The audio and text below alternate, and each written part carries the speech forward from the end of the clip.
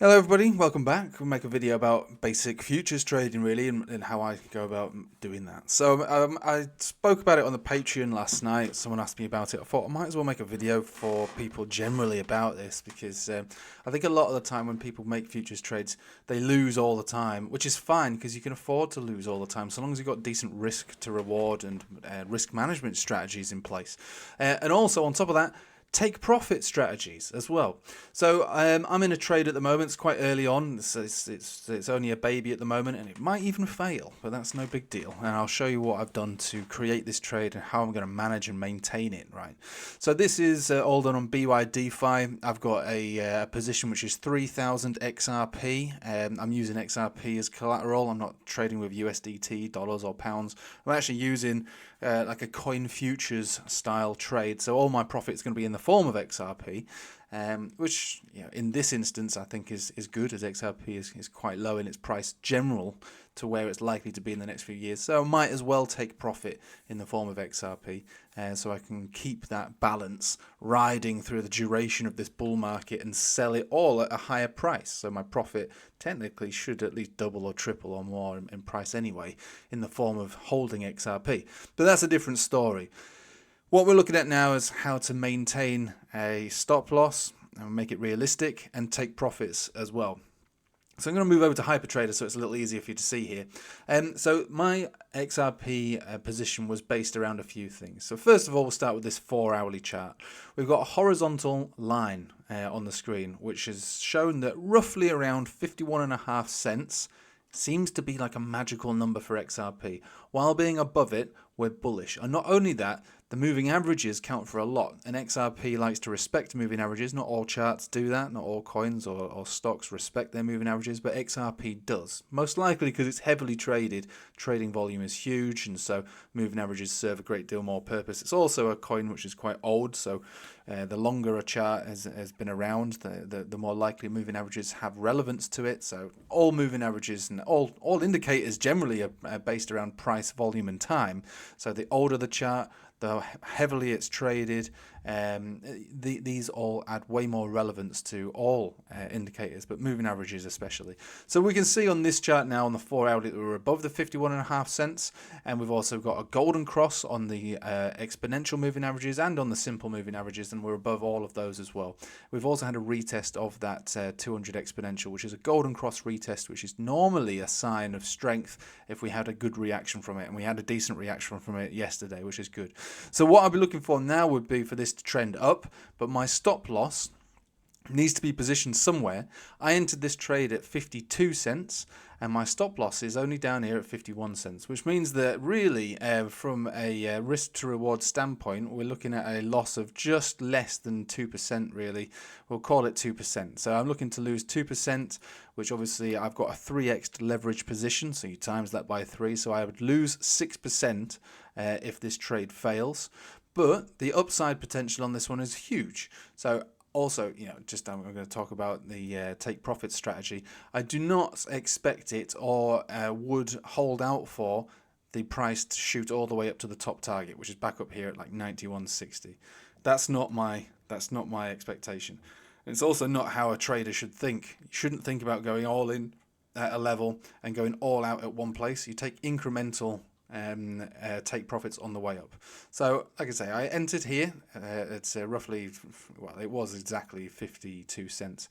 The first take profit's only going to be up here at 50, we'll call it 54. So that's only a measly 3.7%, which is really not much. Obviously you times that by 3, it's about 11%. So that's okay. That's my first take profit. Next one's going to be at this major level at 60 cents. That's a little bit better. We're pushing towards 16%. Then we've got incremental levels as well in between this box, a nice 20% at 62. We've also got this one up here around 70. We've got another one up here at 82, and then obviously the absolute top target that I'll be looking to see would be all the way up here with a nice 75% gain, back all the way up to its previous local high at 91. Recognize that because I'm doing coin futures, that every time I sell this, I'm bagging XRP. So even if it continues to go up, I'm not going to be disappointed. My profit is in the form of XRP, and that will be going up anyway as well. So it's kind of a win-win if it continues to go crazy and I've closed my entire position, every single stop along the way has been closed, then even my profit will be profiting, if that makes sense. So taking us back to BYDFi over here, and how will we go about thinking about organizing the take profit strategy. So over here you can have I've already got my stop loss in, as you can see, at 51 cents flat. If I enter in the partial positions over here, I can take profit on the way up in different levels, 25, 50, 75, or I can tailor it specifically to how much I want to sell. So I'm going to put these stop losses, well, these take profits in now, so I can just sit back and either benefit from the take profits as it goes up, hopefully it will, or I get stopped out. Either way, it's no big deal. I can allow for my trade to mature one way or another, and not have to stress too much about holding this position and monitoring it, visually and manually, which would be crazy. We've all got a life, we need to live it. We can't stay chained to the computer all day. Right, so first thing I'd do is I put in the first take profit, which we established. The first one was only quite small. It was at 54 cents, which gives me a profit of XRP profit of 331 XRP. So that's not too bad. That's quite good. So we'll put that one in there now. That one's done. Now it's time for the next one. So we established that the next one is roughly about 60 cents. I'd like to front run that because it's such a round number that sometimes that can be front run. So I'll put it in at 59 cents. Again, another 25% off. That gives me a profit of about 1,063 XRP. Not too bad. So 35% gain.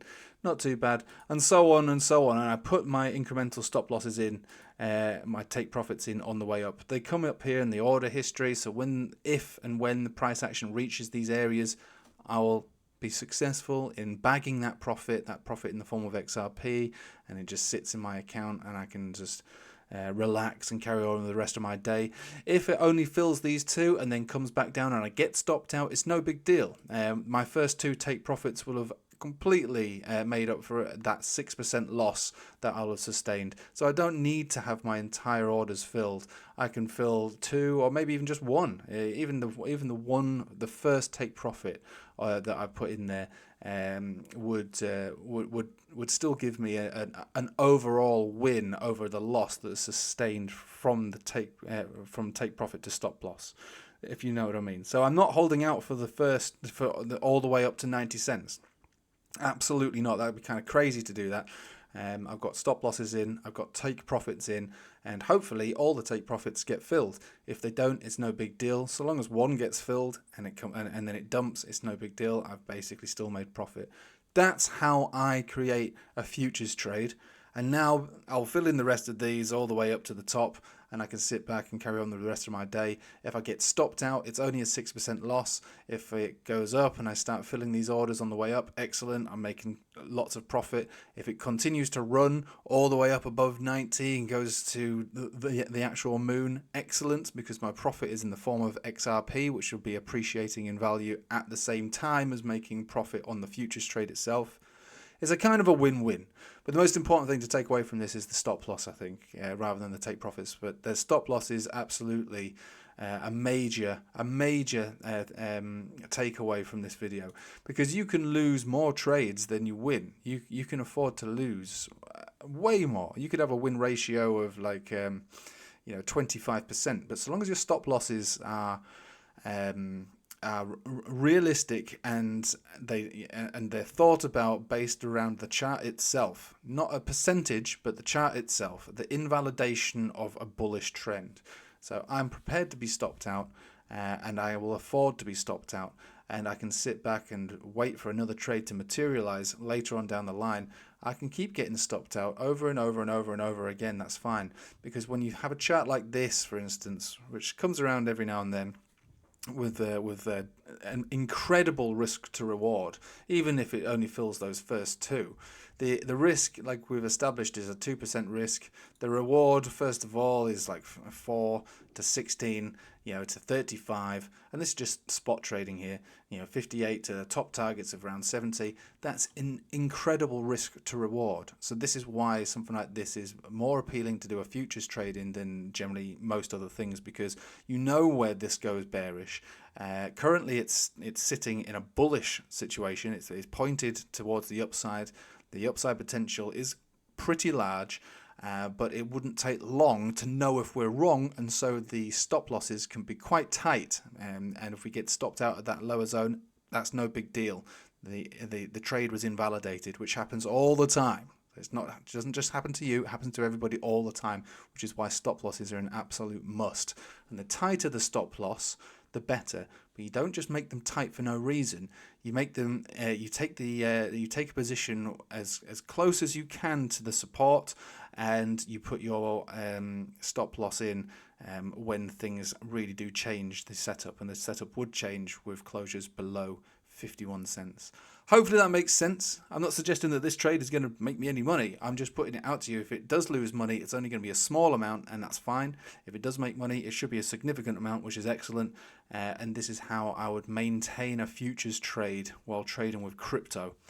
Anyway, I'll leave it with you there. Thank you for watching. I hope you have a nice day. Take it easy.